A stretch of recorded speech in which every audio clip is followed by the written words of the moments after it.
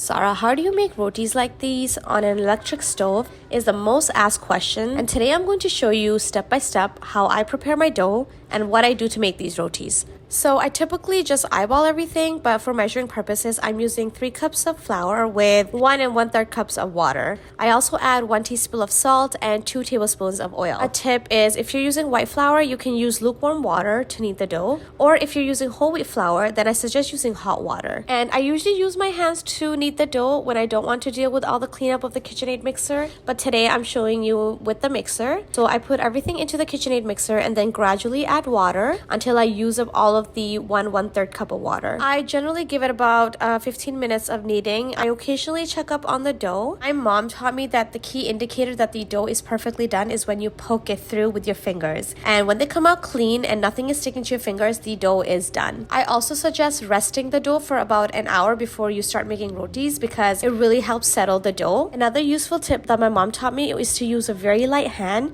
when using the rolling pin. When you do that, it evenly distributes the pressure on all sides of the roti and you have better control of the shape of the roti. Please try to use less dry atta because it makes it flaky. You also want to use a pan to partially cook the roti first and then you can move it onto that grill. There you have it. I hope you guys like the tip. If you enjoy content like this, please don't forget to give me a follow.